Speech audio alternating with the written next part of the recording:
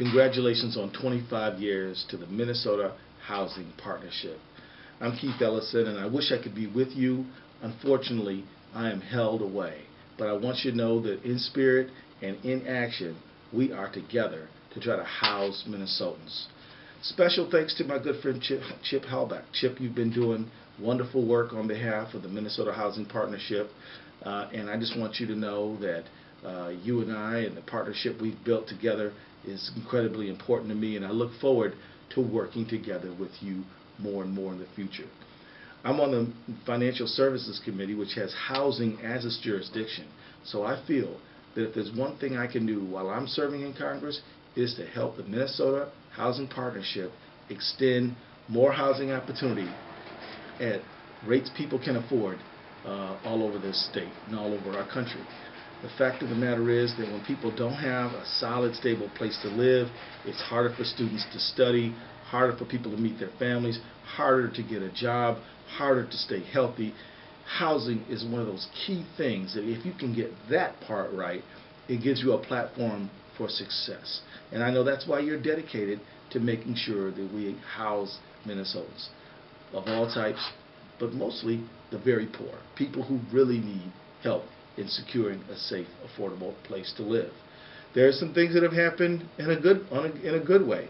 We have seen Mel Watt, who is now the head of the Federal Housing Finance Agency, make a decision to stop refusing to work with people who have lost their home and then want to buy it back. There used to be a policy in place that said that they were going to only do arm's length transactions, so the federal government would see houses were sold off for 10% or less of what they was owed on them, and then would refuse to allow the original owner to buy it back. That's a policy that has been abandoned, and I think the advocacy of the Minnesota Housing Partnership was a part of that great success.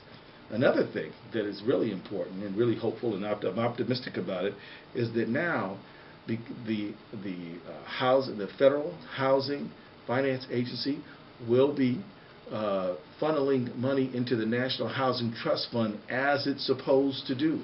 This is something that we've argued for, written letters about, and some folks have even sued about, but now under the leadership of Mel Watt and with the advocacy of the Minnesota Housing Partnership, we're finally going to see happen. As a matter of fact, the FHFA will be providing over $700 million annually to the National Housing Trust Fund and Capital Magnet Fund. But I'd like you to know, as soon as the announcement came down, my office contacted Mel Watt's office to immediately begin discussing how do we get the money flowing. And we are in active conversations with Treasury and HUD to make sure that this money is funneled back home where the people really need it.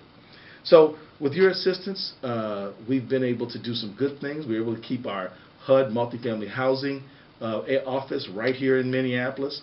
In the day that we persuaded leaders to keep it here, you know, the Minnesota Housing Partnership was an indispensable player in that effort.